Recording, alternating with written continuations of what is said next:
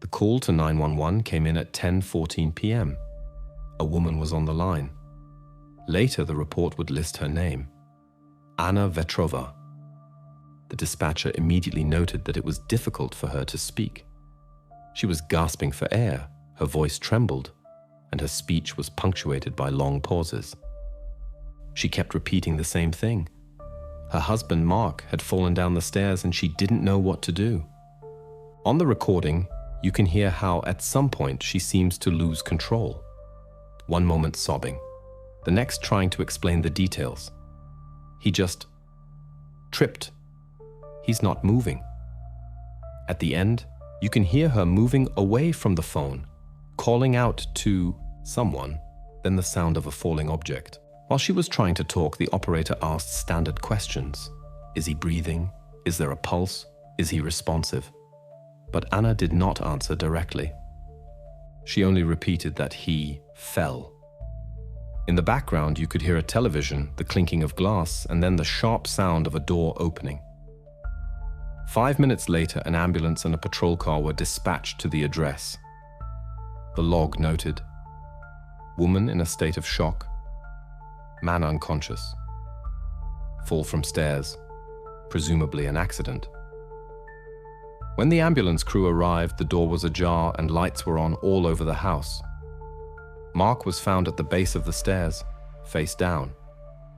The paramedic checked for a pulse. There was no response. The neck injuries and the position of the head indicated a fracture. It all looked as if the man had missed a step, hit his head, and died instantly. But something about the scene was unsettling. Everything looked too clean. The stairs were without a single scuff mark, without stains, without any debris. The investigator who arrived later noted this immediately. He walked slowly up the steps, examined the railing, and shone his flashlight into the corners. The lighting was working properly, the bulbs weren't burned out, and the carpet on the stairs was smooth. At the foot of the stairs lay Mark's shoes, neatly as if placed there by someone. This looked unnatural for a person who had supposedly just fallen. When they began photographing the scene, something else came into the lens. Tiny glass marbles glittered on the floor.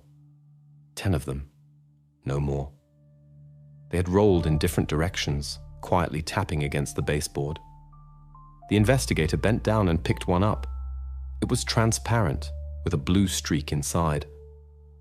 The kind you might find in a children's game set. Later, a short line appeared in the report. Glass marbles found on the floor near the body. Origin not established. Anna stood nearby, pale, almost motionless. Her gaze was vacant, as if she didn't fully understand what was happening. When the investigator asked where the marbles came from, she froze for a second, then answered quietly, "I don't know. We don't have any like that." There was no irritation, no fear, just emptiness. Paramedics and forensic experts would later say that her state was strange. Not hysteria, not tears, but a cold numbness. At that moment, upstairs in the second-floor hallway stood a boy, their adopted son, Daniil. He was silently looking down at the stairs without coming down. According to neighbors who later saw him during questioning, he didn't look frightened, but rather wary. The report recorded 3 individuals were in the house: the husband, the wife, and their adopted child. When the inspection was over, the forensic team conducted an additional examination of the scene. In the kitchen, no signs of a struggle. On the table, cold tea, an open newspaper next to it with the headline, "Local News." In the living room, everything was in perfect order. The television was on, but the volume was almost at 0. It all looked like a normal evening that had been interrupted suddenly and quietly. The paramedics carried the body out and the house fell silent. But the investigator was in no hurry to leave. He looked at the stairs one more time. Something about the placement of the marbles and the man's posture bothered him. Too neat, too deliberate. Officially, the incident was registered as an accident.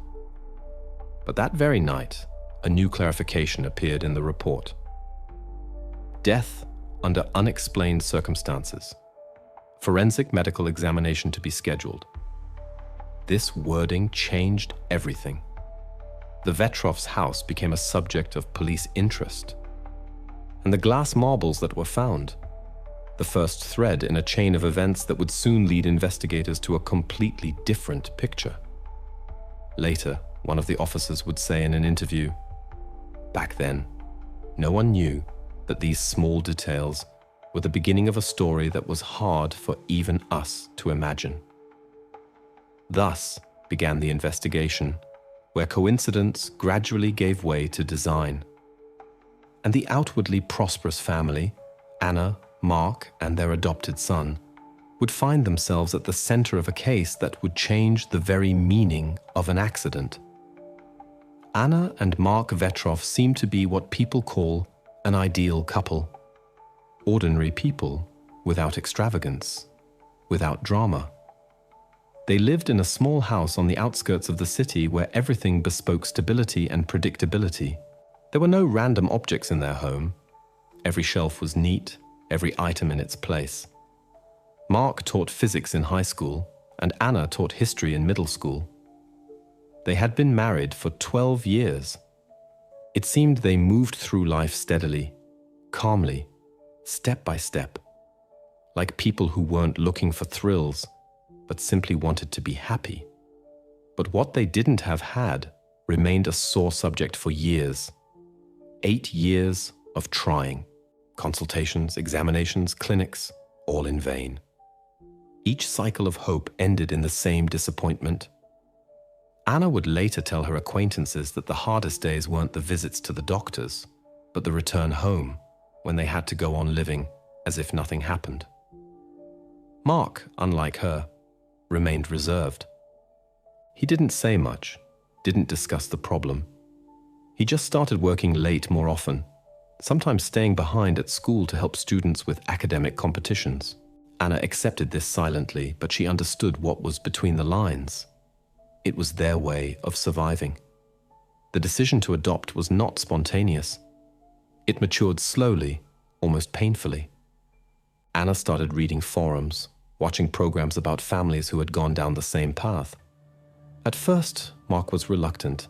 He believed it required time, energy, and as he put it, a special kind of character.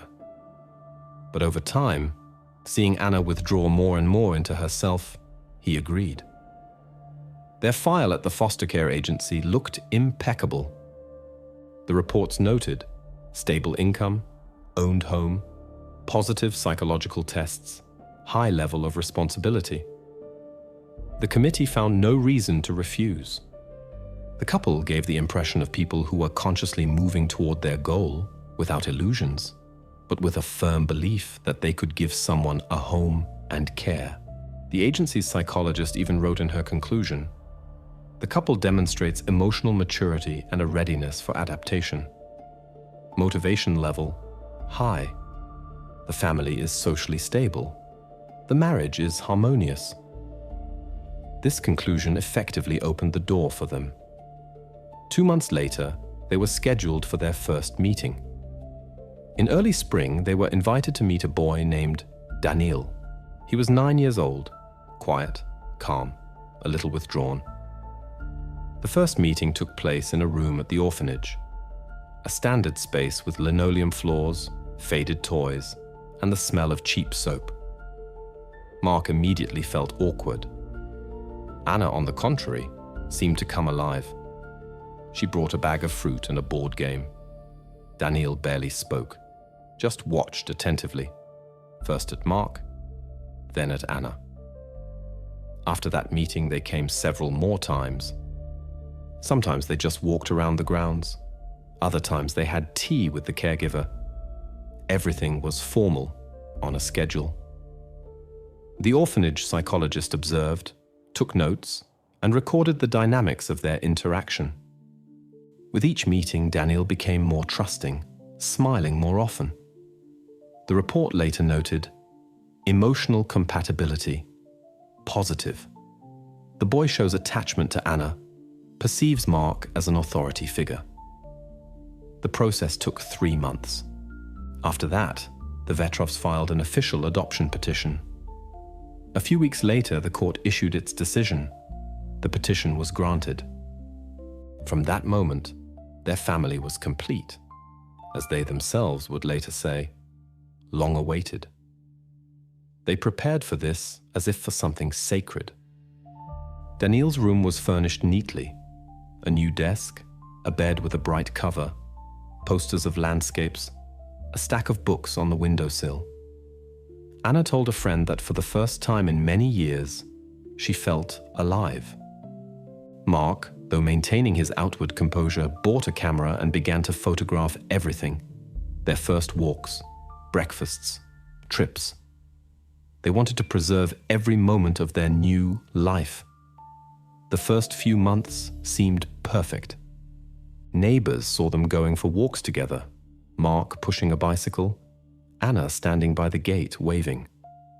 No one could have imagined that a year later, this same house would become a place where the police would arrive in response to a 10 p.m. call. From then on, everything that had looked like the beginning of a new life began to seem like a stage set. Their dream of a family had come true, but not in the way they had expected.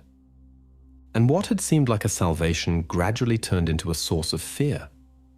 It all started with little things, which no one considered important at the time. But it was in them, as the investigator would later say, that the first signal was already present that behind the facade of the perfect family lay something entirely different. In the orphanage documents that the Vetrovs received along with the profile, everything looked impeccable. The official character reference began with the familiar phrasing for such cases: calm, balanced, prone to solitude. Academic performance is satisfactory. No conflicts with others have been recorded. In the interests section, it said reading, board games, puzzles. The phrase that Anna particularly liked was, does not require excessive attention. In her mind, this meant the boy was not capricious, not problematic, not traumatized, just quiet, withdrawn, but as it seemed to her, kind. Everything matched the image they were looking for. They dreamed of a calm, home-loving person who didn't need every move explained, but just needed stability. Mark was especially pleased. He had always feared that adoption would bring chaos. But the documents were convincing. Daniil was the very opposite of that. When he arrived at their home, it all looked like the beginning of something long awaited. Anna later told a psychologist that at first, she couldn't believe that there were now footsteps. Another voice, breathing behind the wall in the house. In the first few weeks, the three of them lived like in a movie about a happy family. Mark hung a new framed photograph on the dresser. The three of them in the garden. Sun, smiles. There were always 3 cups, 3 plates on the kitchen table. They did everything together. Cooked, watched movies, went on trips to the countryside. Anna enrolled Daniil in a nearby school, where she herself had once taught history. The teachers spoke of him positively. Calm, polite, reserved. Learns material quickly. Keeps to himself among other children, but is not confrontational. He was usually praised at parent-teacher conferences. His classmates also had nothing special to say. Just a quiet, reserved boy who preferred to sit alone and draw something. Mark bought him a puppy, a golden retriever, to help him adapt. The dog became the family's favorite. Photos from that time show the 3 of them walking together in the park. Anna later told a friend that this was the best time of their lives. He was grateful, she said. He looked at us as if he was afraid to scare the happiness away. But as it would later turn out, something else was already hiding behind this tranquility. Little oddities appeared almost imperceptibly. At first, small things. He never asked questions. He wasn't interested in their past, didn't ask where they were going or why. Sometimes he would sit motionless for hours, just looking out the window. Anna took this as shyness, a character trait. But Mark told her several times that there was something not right in his gaze. Not confusion, but something like observation. Half a year passed.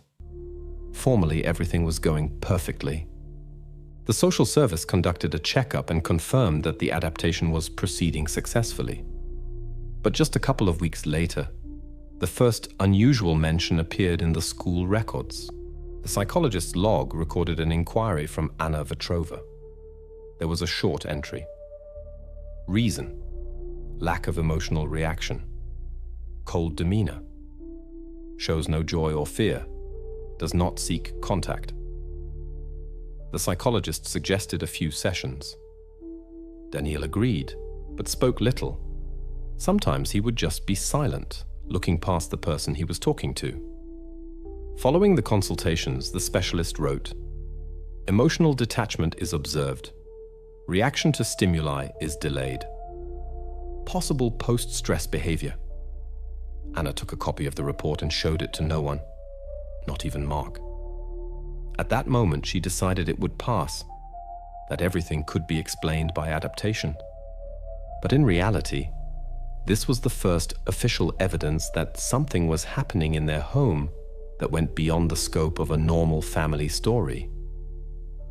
In the photographs from those months, they still looked happy.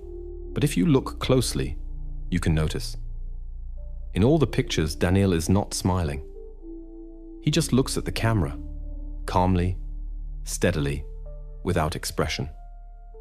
Back then, it seemed like a personality quirk. Later, it would become evidence. Thus ended their first year, which had begun as a new life, and ended with the first alarming signals. Everything that seemed harmless at the time would later become obvious. It's just that no one wanted to see the obvious. When the investigators returned to the Vetrovs' house after the initial inspection, the task was simple: to conduct a detailed search for documents. Everything that could explain the circumstances of the incident needed to be checked. Medical papers, insurance policies, school records. The house was in order, almost sterile. But on the second floor in Anna's home office, the officer's attention was drawn to the desk. It was too neat, as if recently wiped down.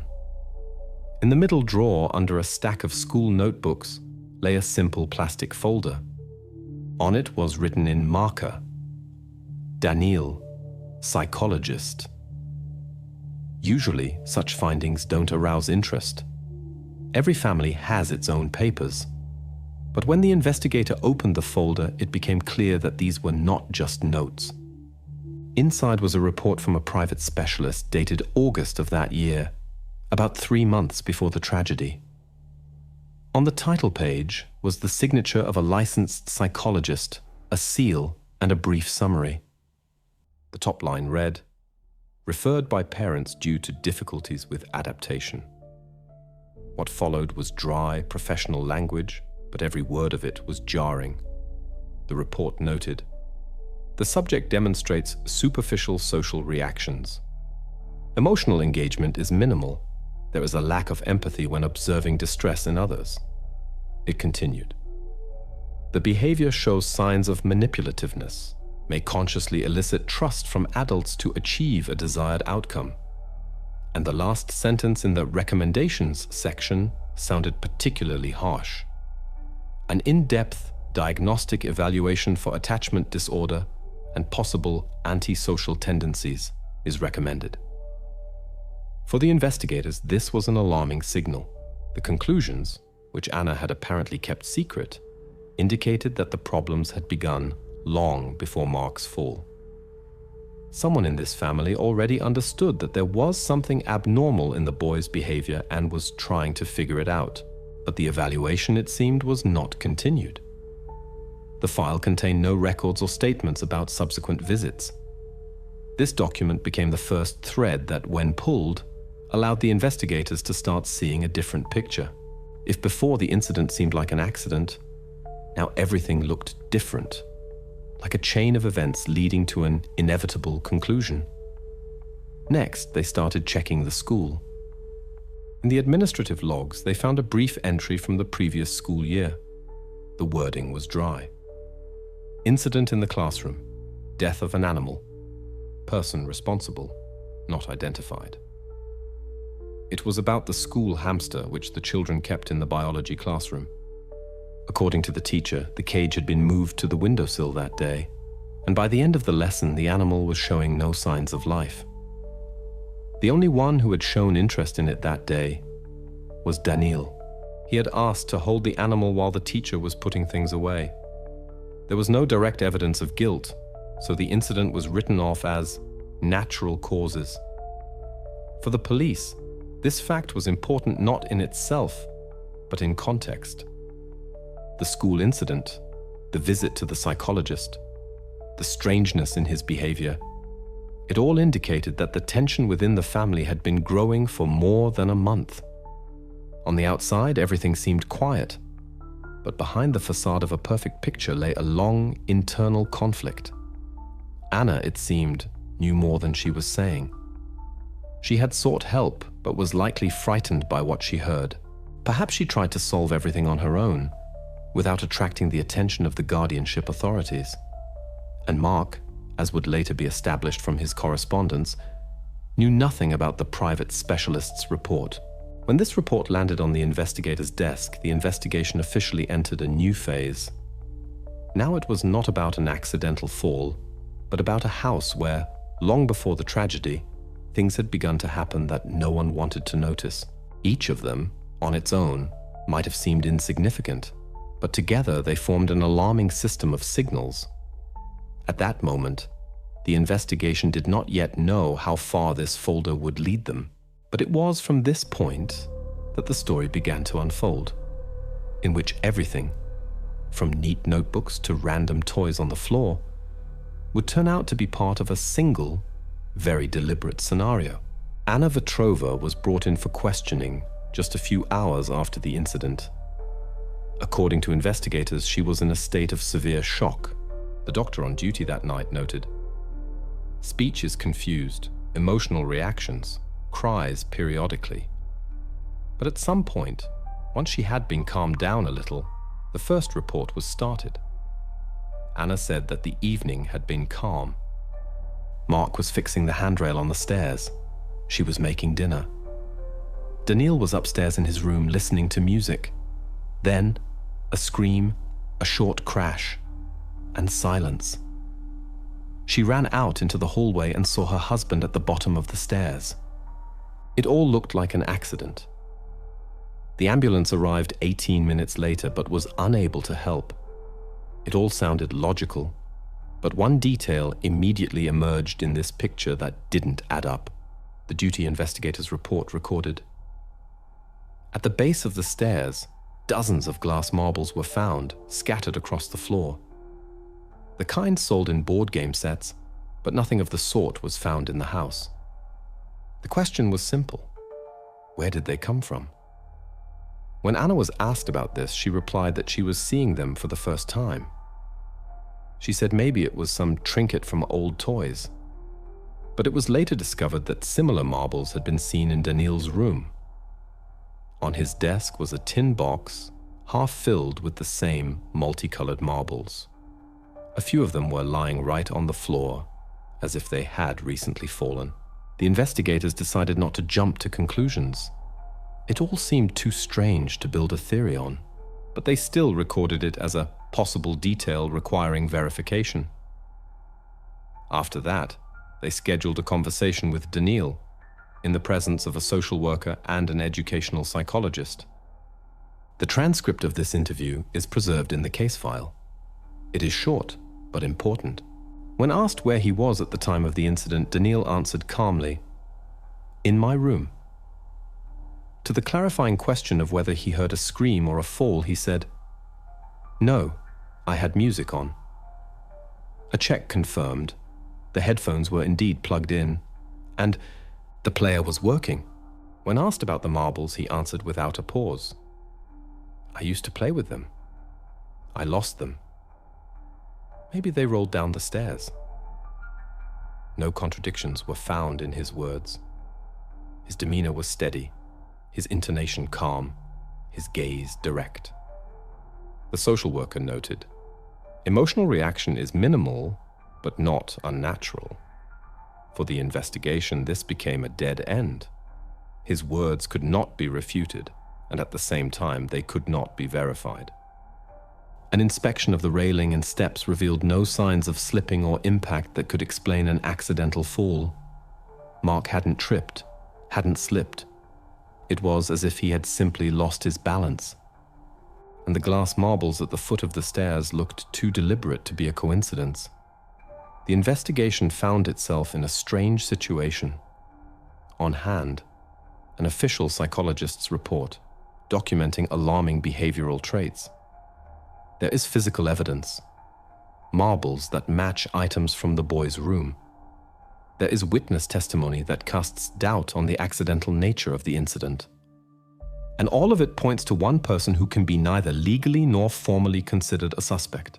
Officially, the case was still listed as death under unexplained circumstances. But unofficially, the investigators already understood that something far more complex than a domestic tragedy had occurred in this house. Behind the outward silence stood a deliberate sequence of actions, and behind it, a cold, internal logic that they had yet to uncover. From that moment on, the name Daniil Vetrov began to appear in every report. Not as a suspect, but as the central figure around whom the entire case was being built. And although he was not officially a party to the case, each new fact brought the investigation closer to the conclusion that not everything that happened at the house on Maple Street was an accident.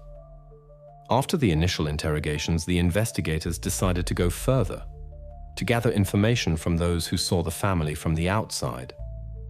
They started with the neighbors. The neighborhood was quiet, with single-story houses, manicured lawns, and neighbors who had known each other for years. The Vetrov family was considered exemplary. No scandals, no parties, always friendly. But, as is often the case, behind this external normality were things that were spoken of in whispers. According to a neighbor from across the street about 6 months ago, the Vetrovs stopped socializing with anyone. Before that, Anna would often invite neighbors for tea, and sometimes Mark would help with chores, fixing a gate or mowing the lawn. And then, it was as if they were cut off. The door to their house was almost always closed, the curtains drawn. In the evenings, a light would be on in the windows, but no sounds could be heard, no television, no conversation. They changed, the neighbor said. Mark looked tired, sort of depressed. When I once asked if everything was all right with them, he just said, "It's just a difficult period." A family friend, a former colleague of Mark's from school, said that a couple of weeks before the tragedy, Mark had complained that things at home had become tense. He mentioned difficulties in parenting, though he did not disclose details. He was on the edge, the colleague recalled, as if he were living in anticipation of something happening. These conversations were later included in the case file. The investigators concluded that by the time of the incident, the family was effectively isolated. No friends, no socializing, no support. Everything was happening behind closed doors. Then an episode emerged that even the closest relatives had not known about for a long time. It was recounted by a neighbor from the next street, an elderly woman who sometimes walked her dog nearby. According to her, 2 months ago, Anna had told her that their dog, the one they had given to Daniil, had gone missing. At first, they thought it had just run away. They searched the neighborhood, put up posters, called shelters. Daniil told the neighbor that she ran out of the gate and didn't come back. Anna looked devastated at the time. Mark walked around the area for weeks, but to no avail. When the investigators learned of this, they decided to inspect the property behind the house again, especially the backyard where, according to neighbors, Daniil often spent time alone. The ground there was uneven, and in the far corner by the fence, there was a spot where the earth had recently been dug up. At first, they thought it was an old compost pile, but when they removed the top layer of soil, there was no doubt. At a depth of about half a meter, they found the remains of a dog. According to the expert conclusion, it was the same one, the golden retriever that had gone missing 2 months ago. For the investigation, this discovery was a turning point. It showed that the problems in the family were not just emotional or domestic. This was on another level. According to a forensic psychologist's conclusion, such actions do not happen by chance. The report stated, cases of animal cruelty in minors are often an early manifestation of antisocial behavior. Such actions demonstrate a lack of empathy and control over consequences, which makes them an indicator of potentially dangerous personality traits. After this, the investigation took on a completely different character. The investigators began to study not only the day of the tragedy, but everything that had happened long before it. Every episode, every oddity, from the visit to the psychologist to the disappearance of the dog, was now seen as a link in a single chain. When the investigator announced the results of the examination to Anna, she, according to witnesses, sat in silence for a long time. Then she said only one thing. I knew something was wrong with him, but I couldn't believe how much. Thus, the episode with the missing dog ceased to be a family secret. It became an official part of the criminal case, the first confirmed piece of evidence indicating that things were happening in this house that went far beyond the bounds of normal parenting. And from that moment on, the suspicions no longer seemed far-fetched. Everything began to fall into an alarming, frighteningly logical picture. After the tragedy, Daniil remained under the supervision of the guardianship authorities. A social worker, a woman with extensive experience who had seen various families that had suffered loss, visited their home daily. But even she later admitted that she had never encountered such behavior. The report for the first few days after the incident reads, emotional reaction is absent. The boy behaves calmly, demonstrates complete indifference to what happened. Avoids conversations about the deceased, but at the same time shows no signs of anxiety or fear. When the worker tried to talk to him about that evening, he simply stood up, said, I'm not interested in this, and left the room. The day after the funeral, he approached her with a question. Now that it's all over, can I buy a new game? The one I wanted came out yesterday. To those around, this sounded almost like a challenge. Not out of rudeness, but as if he saw nothing in the event that required sympathy or grief. When the social services forwarded this incident to the investigation department, Daniil's behavior was officially recorded as abnormally calm and devoid of emotional reaction. The investigation decided to conduct an additional interview with him, this time with the participation of a criminal psychologist. The experienced specialist, a man in his 50s who had previously worked with teenagers showing manipulative tendencies, later described the meeting as one of the strangest in his career. During the conversation, Daniil hardly answered questions directly. When asked if he remembered what his father looked like that evening, he responded instead by saying, "Are you sure it was an accident?" To the question of why he would say that, he smiled and added, "Because you have your doubts too. I saw how you were looking at the stairs."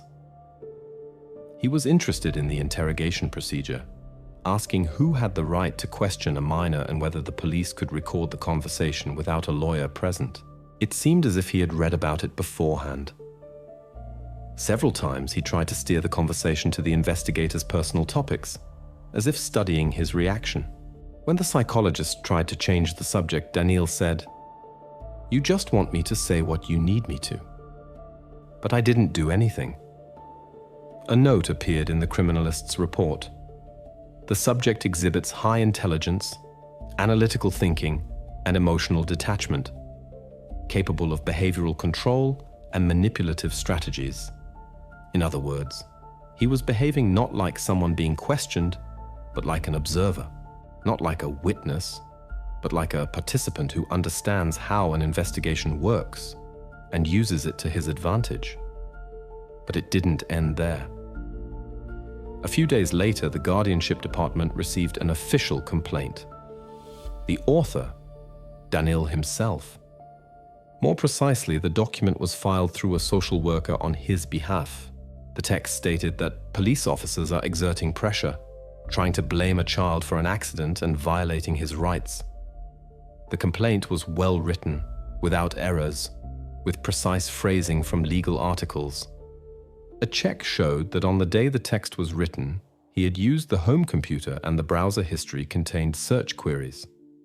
How to file a complaint against an investigator, rules for interrogating a minor, and liability for slander against a child.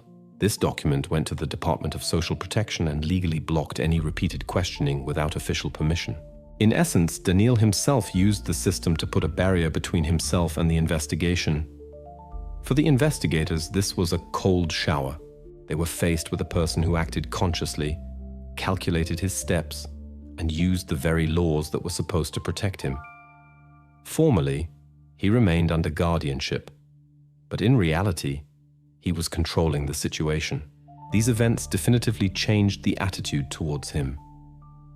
The criminal psychology department officially included Danil on the list of individuals requiring observation.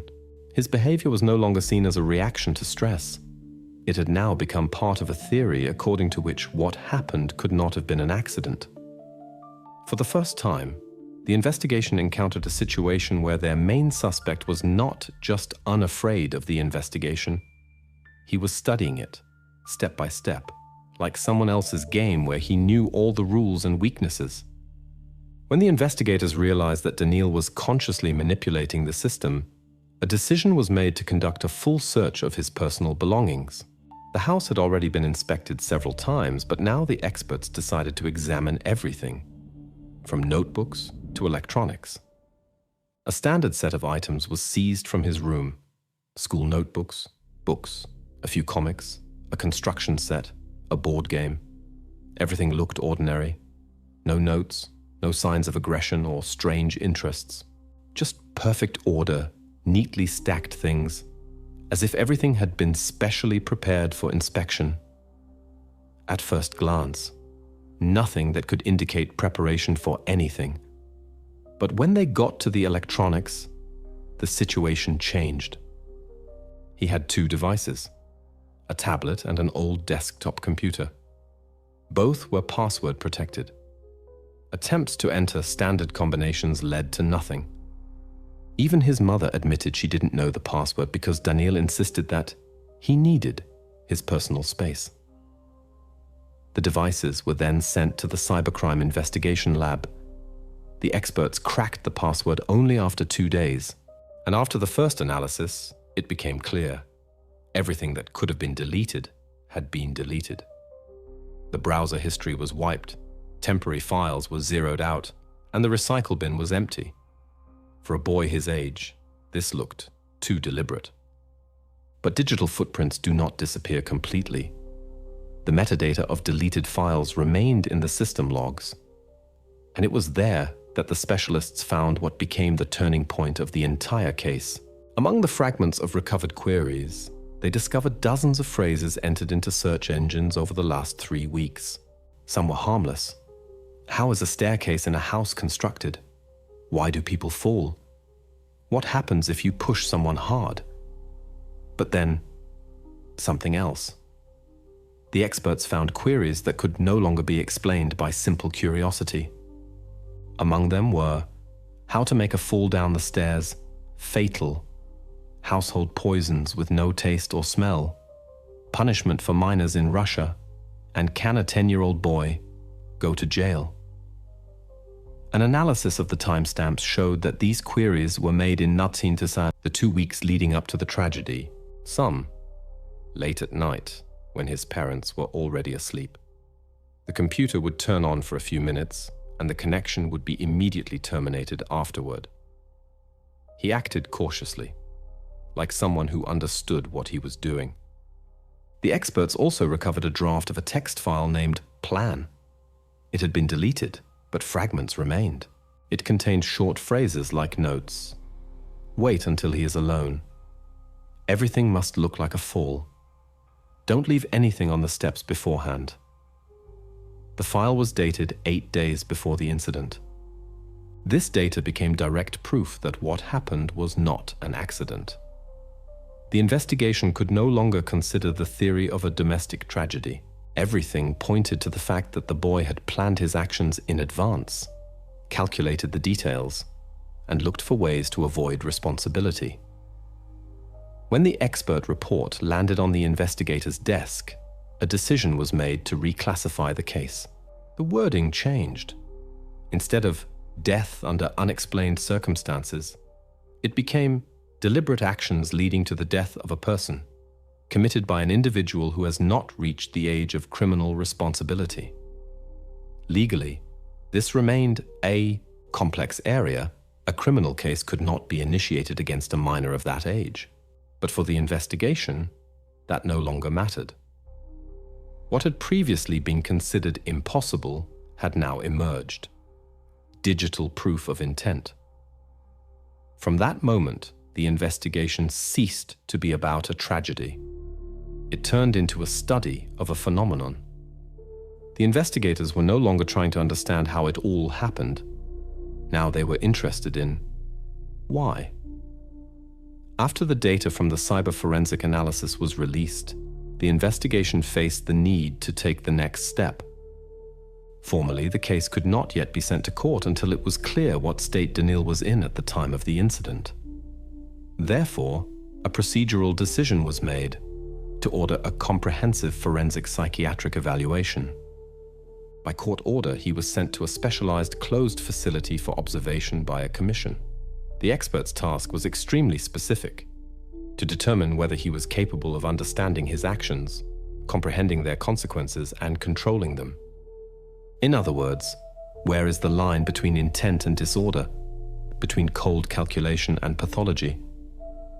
The observation lasted for 30 days. During this time, he was interviewed daily, tested, subjected to behavioral experiments, and his reactions to the emotions of others were observed. The doctors expected to see typical signs of severe disorders: delusions, hallucinations, impulsivity. But nothing of the sort manifested. In the official expert report, it was written in black and white. No signs of schizophrenia or other psychotic disorders were detected. Intellectual development is ahead of the age norm. Behavior is organized, speech is logical, memory is intact. In other words, he was fully aware of his actions. But what followed in the document were phrases that made the investigators uneasy. Emotional reactions are superficial and imitative in nature. Signs of empathy are absent. The level of emotional resonance is extremely low. The subject is aware of moral categories but does not assign personal meaning to them. The psychologists provided examples.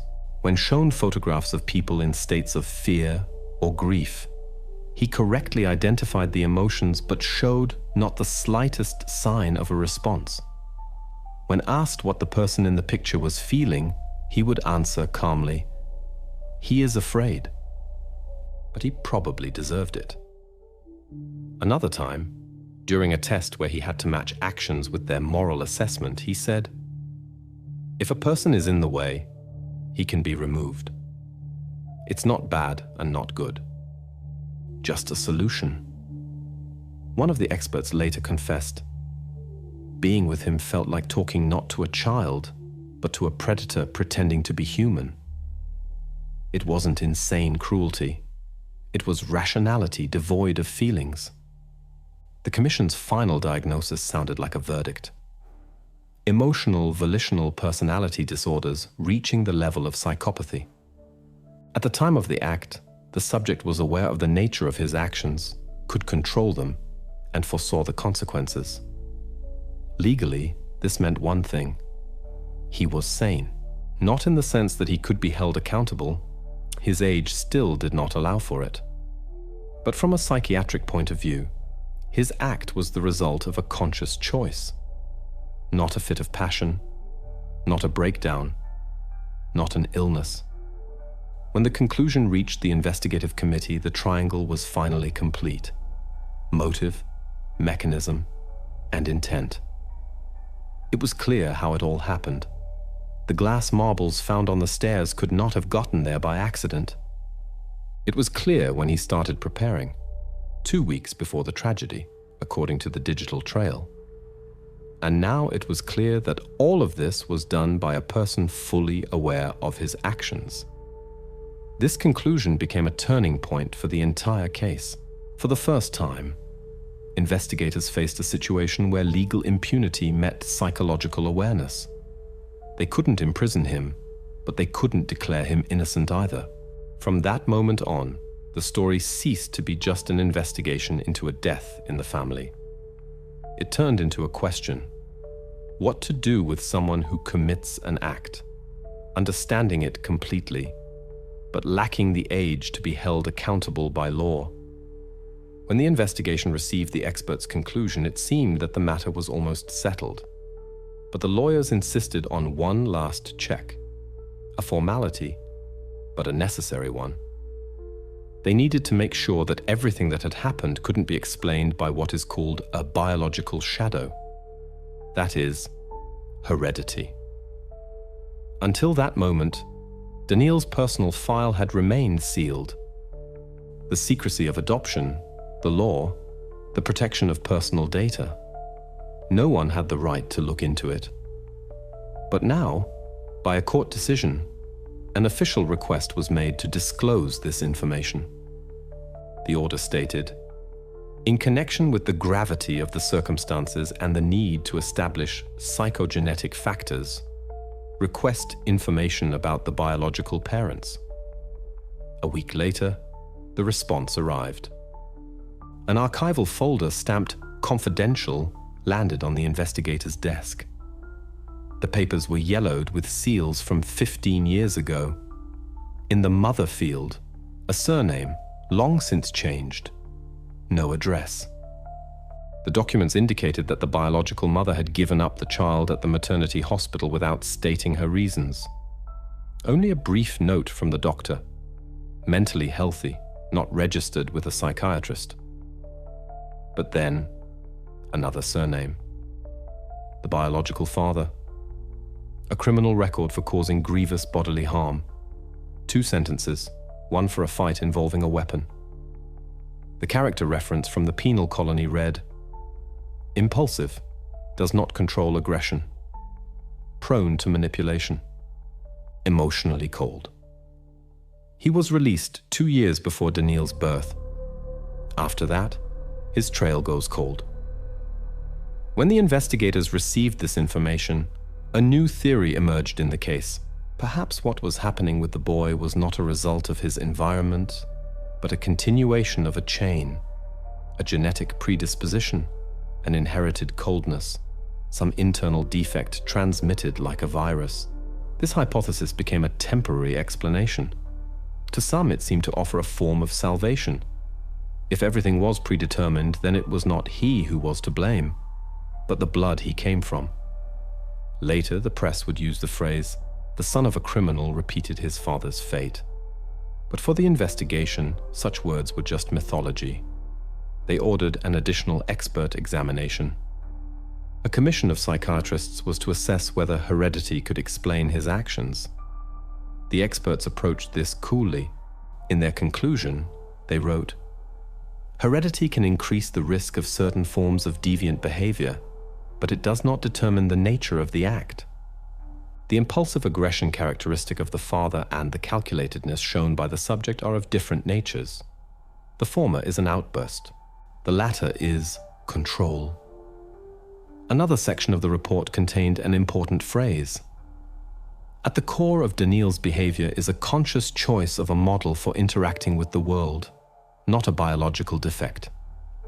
His actions are systemic, rational, and do not bear the signs of a pathological breakdown. In other words, genetics was no excuse. The theory that everything could be explained by heredity collapsed. The investigation was once again left with the sole reality: a person who acted consciously without coercion, without illness, without external pressure.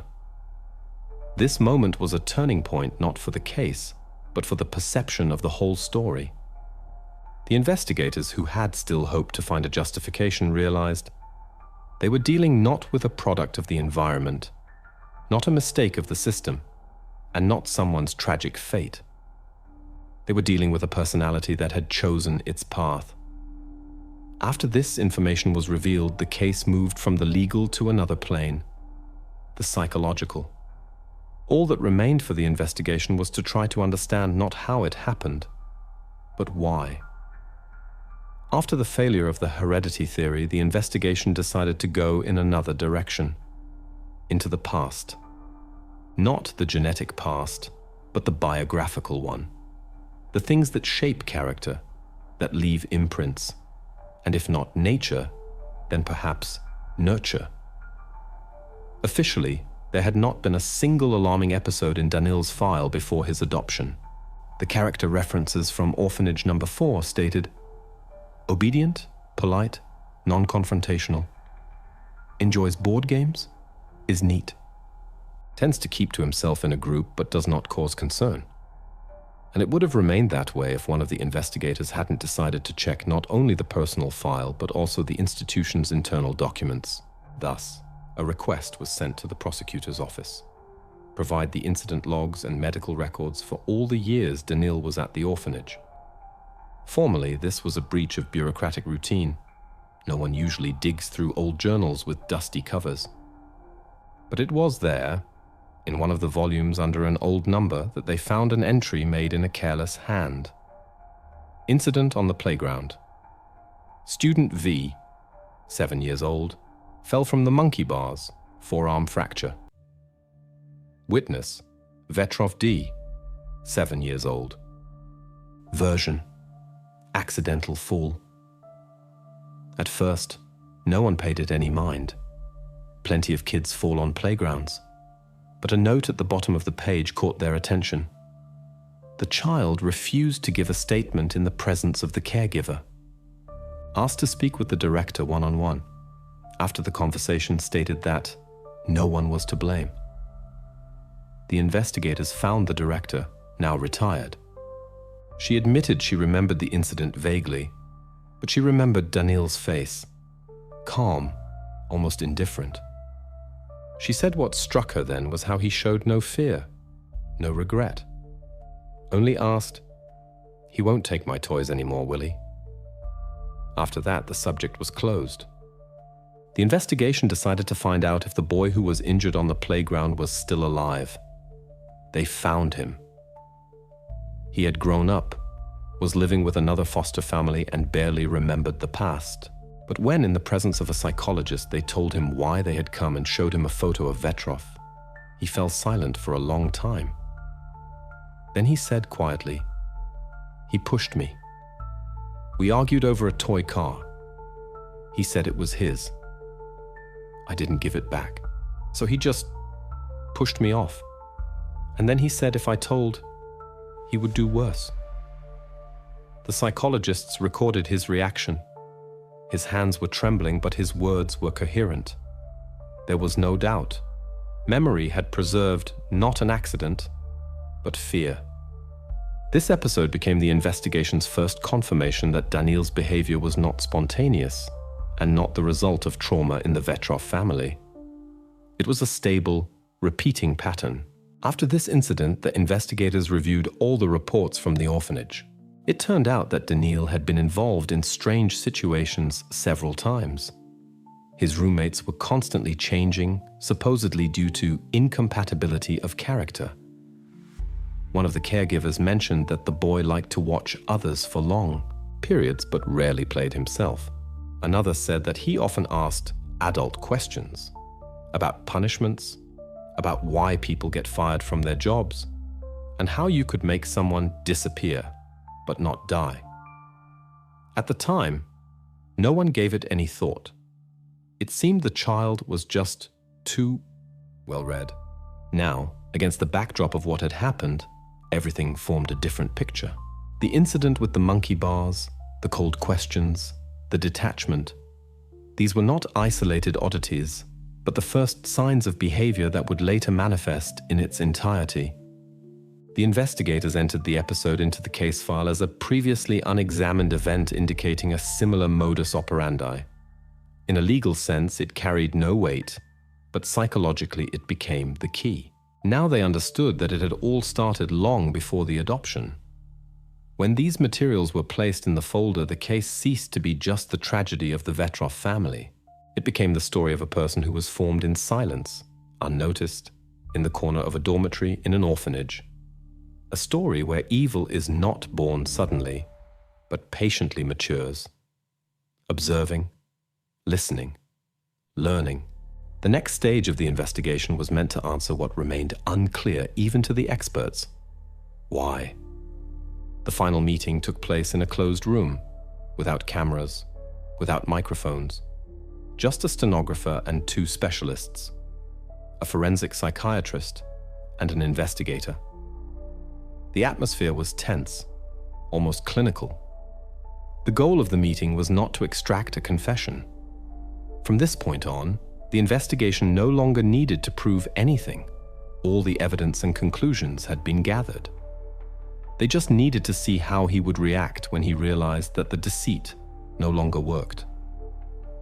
The psychiatrist began calmly, with a familiar intonation, not letting on that this was no longer a conversation, but the final act. He read out the materials, one by one, in a steady voice, like a person reading an instruction manual. He listed everything: the recovered search queries, the neighbors' testimonies, the psychologist's report, the discovery in the yard. Daniil didn't blink.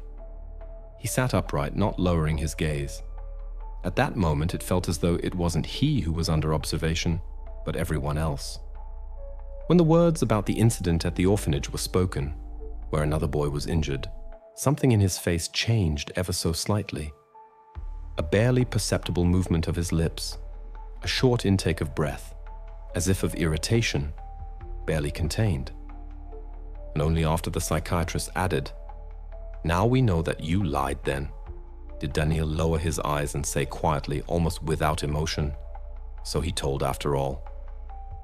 This phrase sounded not like a confession, but like a statement of fact. Without surprise, without guilt. Only irritation. As if someone had broken an unwritten rule, had ruined the game. The psychologist noted this instantly. The tone was dry, without a hint of emotion. The report would later include the wording, "Showed annoyance at the exposure of the deceit." No emotional reaction to the fact of the harm caused was observed. After that, the conversation began to resemble not an interrogation, but a chess match. The psychiatrist asked questions without expecting answers, simply observing the reaction. He spoke of the Vetrovs, of their desire to help, of trust, of how they believed in him. Not a single word elicited a response. Only when the investigator said, "Do you understand that Mark is dead?" did the silence in the room seem to thicken. Daniil raised his head, looked the speaker straight in the eye, and answered calmly, "He ordered me around too much." The phrase was uttered without a trace of anger, without emotion. Simply, as an explanation. There was no defiance in his tone, but no remorse either. Rather, a statement of fact, as if he were talking not about a person, but about an annoying problem that he had eliminated. After that, he fell silent again, folded his hands on his knees, and did not say another word. The psychiatrist tried to continue the conversation, but it was already clear. The session was over. He had said everything he needed to. And in doing so, he had revealed more than if he had confessed. This short phrase went down in the case history as the key one. It had no legal weight. It was not an admission of guilt. But psychologically, it closed the loop. It was a reflection of what the investigation had been trying to understand for months. They were dealing with a person who acts consciously, but lacks an internal connection to the consequences of his actions. Later, the psychiatrist's report would contain a dry but precise formulation. In response to the presentation of the totality of evidence, the subject demonstrates cold rationality, a lack of emotional resonance, a full awareness of the facts, and indifference to them. The behavior is indicative of stable traits of an antisocial personality. After this meeting, the case was formally concluded. The experts signed their report, and the investigation handed the materials over to the court. But for those who were present at that final conversation, the investigation was not over. Because after that silence, after his indifferent gaze and that one phrase, a question hung in the room for a long time. Not a legal one, but a human one. What happens inside a person when feeling loses its meaning, but understanding remains as cold as glass? And it was from that moment that the story of the Vetrovs ceased to be just a murder case. It became a story about how absolute emptiness can hide behind outward silence. After the last conversation with the psychiatrist, the Vetrov case entered its final stage. The investigative committee had gathered everything that could be gathered. Every detail, every word, every digital trace formed a single whole. Formally, it all looked dry. An indictment was drawn up, signed by the senior investigator for particularly important cases. But for everyone who worked on this case, it was not just a document. It was an attempt to explain something that went beyond the usual categories. Legally, everything was impeccably documented. The material stated, Danil V. is a person of interest in a case concerning the causing of a person's death under circumstances indicating a premeditated intent. In plain language, this meant he didn't just do it, he planned it. When the materials were handed over to the court, there was a silence in the corridor that only follows a long storm. The investigators understood that from now on, this case ceased to be just their concern. Its fate would now be decided by the court. But the moral weight would remain with those who had seen it all from the inside. The prosecution's case was built on 5 key blocks of evidence. The first was the existence of intent. Those very search queries, recovered by the experts. How to make a fall down the stairs fatal? Household poisons with no taste or smell. Can a 10-year-old go to jail? These lines, found in the deleted browser history, were like windows into a foreign mind, cold and systematic. The second point was the existence of a mechanism.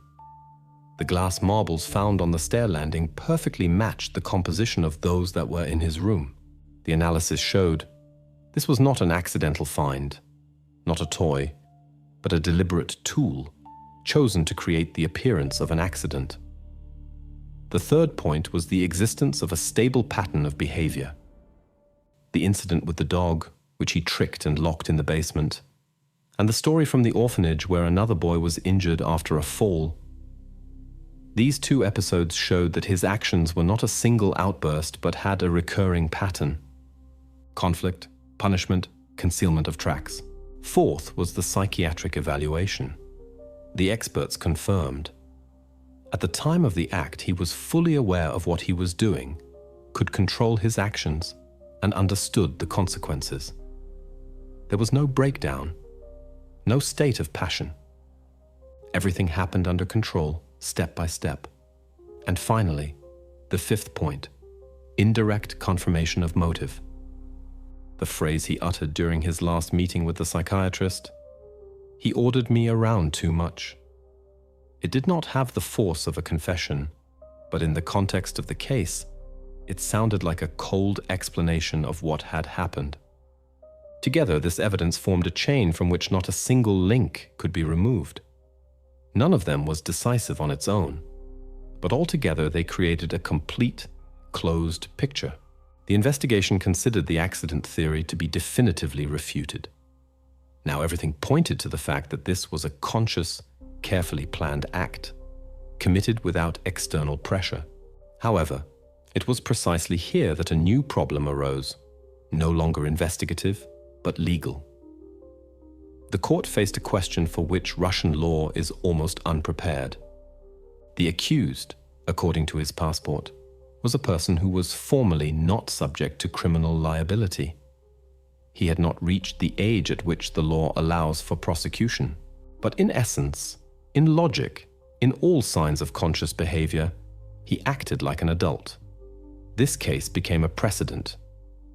In it, two incompatible realities intersected: the letter of the law and the human sense of justice.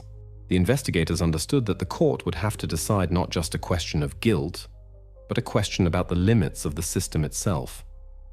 How the law should react to a person who remains a minor on paper, but is an adult in consciousness. And it was at that moment that the story of Danil Vetrov transformed from an ordinary criminal case into a moral dilemma, where justice had to determine what to do when evil does not break the law, but simply has not had time to grow up.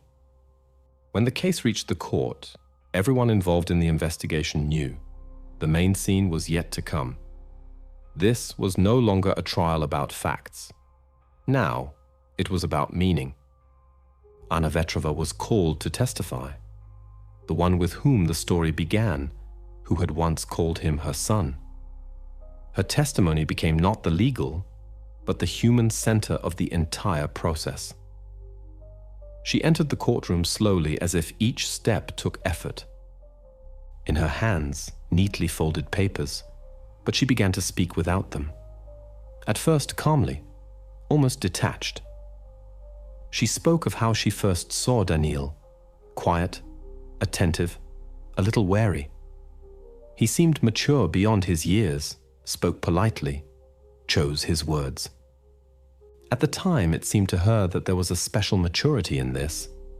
Later, she realized it wasn't maturity, but emptiness, disguised as politeness. She described life in their home, how it all began with joy and hope, how gradually something intangibly alien appeared in him, how one night she woke up to find someone simply standing by her bed, silent, motionless. That was the first time she felt fear, but she didn't let herself believe that she was afraid of her own adopted son. The words came with difficulty, her voice breaking, but she held on. The judge did not interrupt. The investigator did not ask questions. Everyone understood. This was not an interrogation. This was a confession. And at some point, Anna said what all the publications that wrote about this case would later quote: "I looked at him and I didn't see a child. I saw emptiness." This phrase sounded like a verdict, though the verdict had not yet been delivered. There was a silence in the courtroom, in which you could only hear someone quietly rustling papers. The court psychiatrist wrote down every word, but even he later admitted that he felt a chill from her story. And Danil himself sat a few meters away from her at a long table.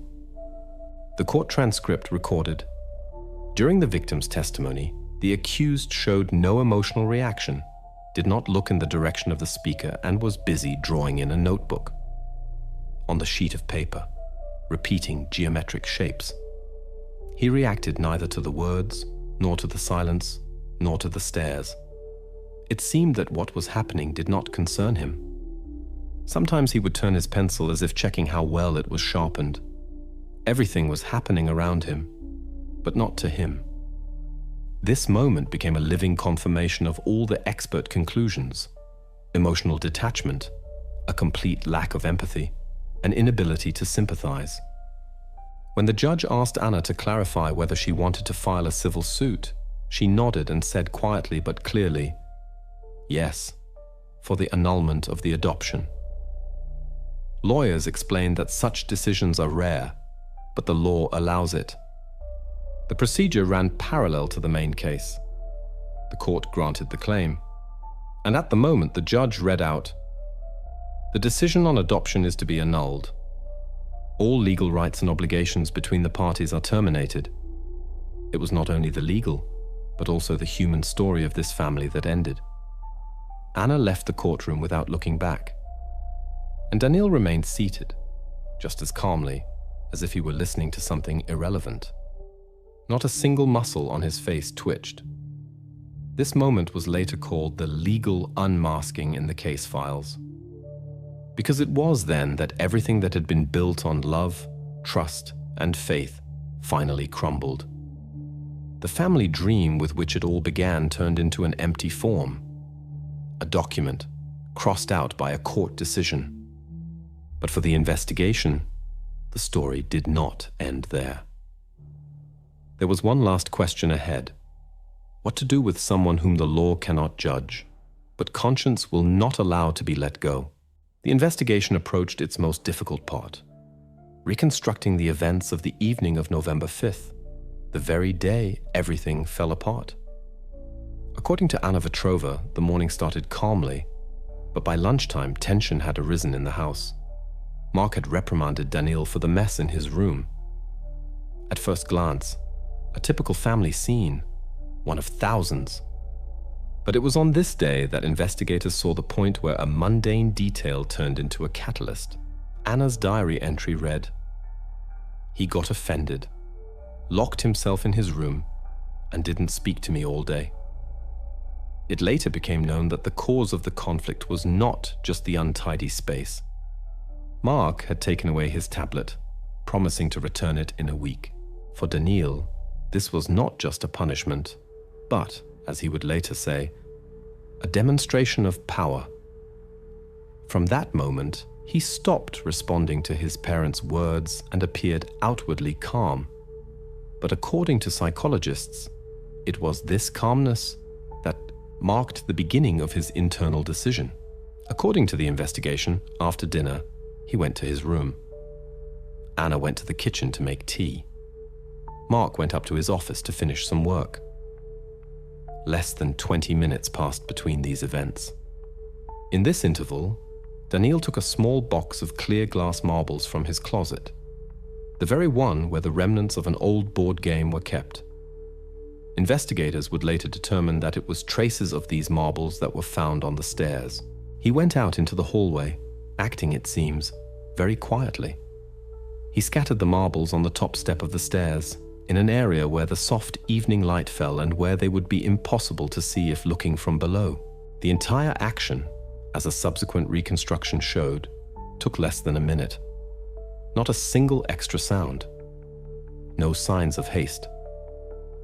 After that, he returned to his room and put on his headphones to listen to music.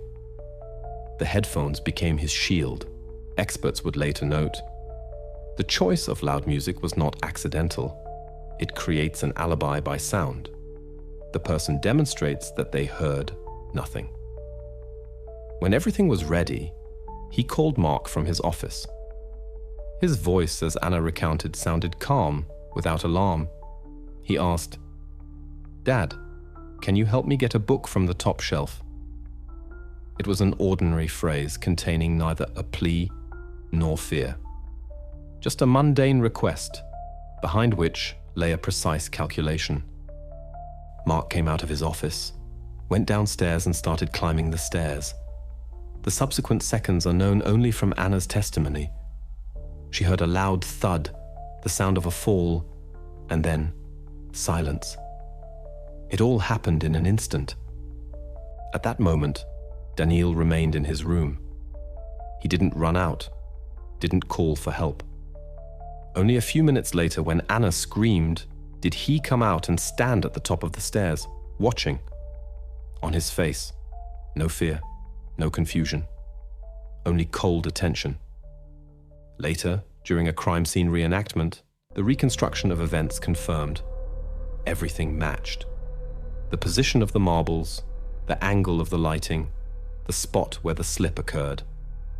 Even the fact that he had opened the window in his room beforehand, so that street noise could be heard, and he could say that the music had drowned everything else out. The investigators concluded, the sequence of actions ruled out impulsivity. Everything was planned. The timing, the preparation of the scene, the creation of an alibi. All of it, like an adult, acting with a full understanding of the consequences. This reconstruction became the final link in the chain. It added no new evidence, but made the picture complete. The evening of November 5th was no longer a mystery. It became proof that behind the outward childish silence hid a cold, methodical mind, capable of things that even adults cannot always comprehend. From that moment, the investigation ceased to be a search for a cause. It became an attempt to understand. What to do next with someone who is capable of such an act, but does not fall under the purview of the law? The trial in the Vetrov case lasted only 2 days. Despite the investigation taking more than 6 months, the trial itself was short, almost a formality. But that was its terrifying essence. Everything had already been proven. There was nothing to dispute, and all that remained for the court was to record the obvious. On the day the verdict was announced, the courtroom was nearly empty.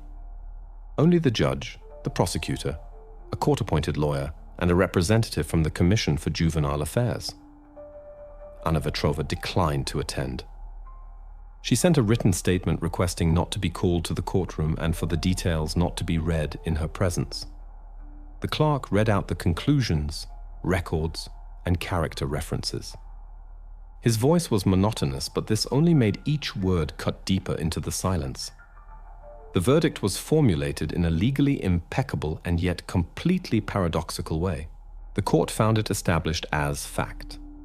A socially dangerous act, containing signs of a crime under Article 105 of the Criminal Code, was indeed committed by Daniel Vetrov.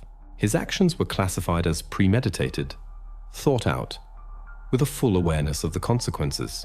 But then the judge uttered the key phrase that will forever remain in this case. Due to not having reached the age of criminal responsibility, the accused cannot be found guilty. Legally, this meant one thing. There is a crime, but there is no criminal.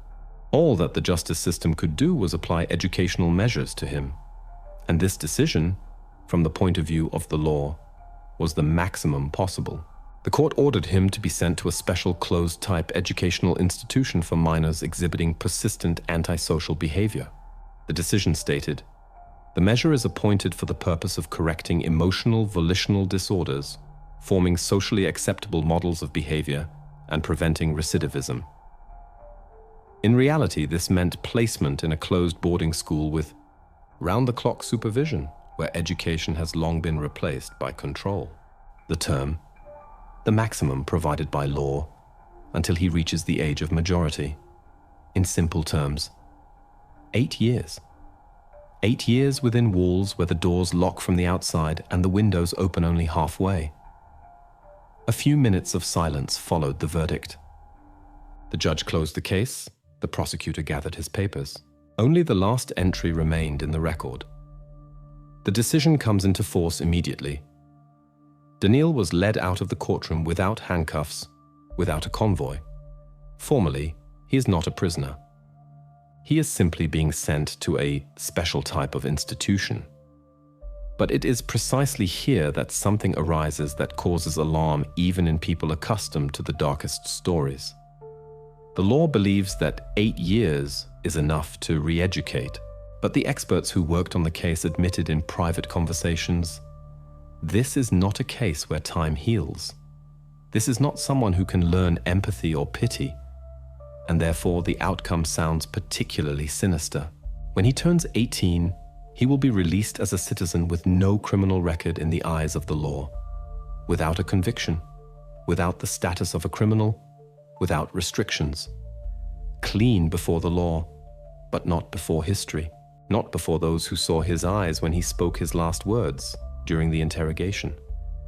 Because for them, this sentence was not an end, but a countdown to the day he is once again on the other side of the walls. After the trial, Anna Vetrova disappeared from the media's view. She was no longer filmed, quoted, or sought for interviews. All that is known for certain is that she sold the house in the very neighborhood where everything that destroyed her life happened.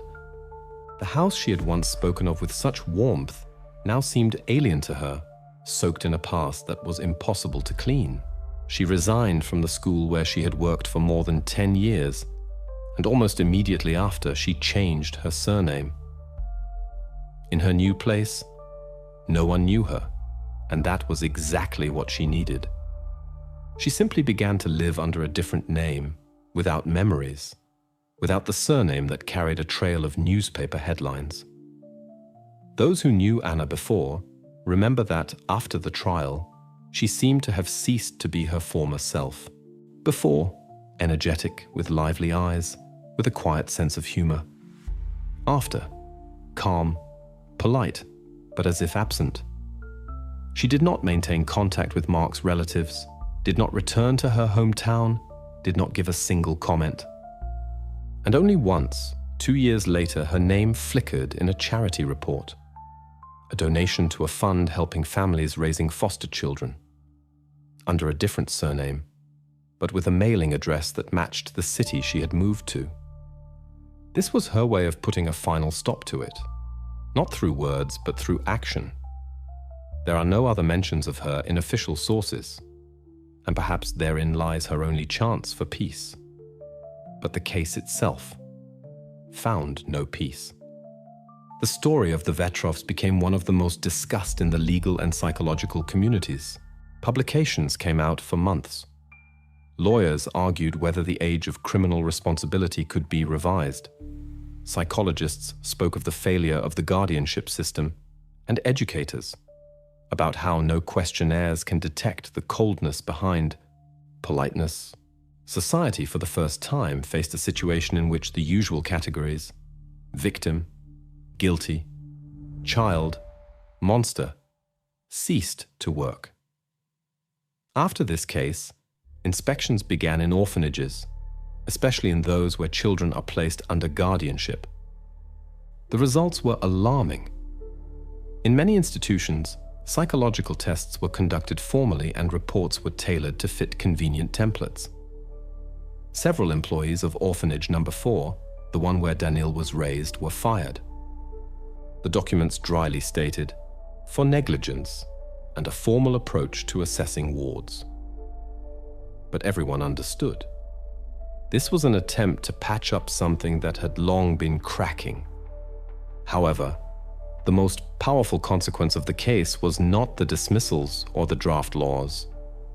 The most terrifying thing was the realization that the system does not know how to work with this type of person. It can punish, isolate, re-educate, but it does not know what to do with someone who lacks the mechanism of empathy from the very beginning. The law, after all, is created for those who are capable of understanding the pain of others. And if that doesn't apply to him, then how to judge? And more importantly, why? Danil is currently in a closed institution under supervision. His file is classified and reports on his behavior are not published. It is only known that psychologists, teachers, and social adaptation specialists are working with him. In official reports, the wording is always the same. Behavioral dynamics are stable. But what is hidden behind this phrase? No one knows.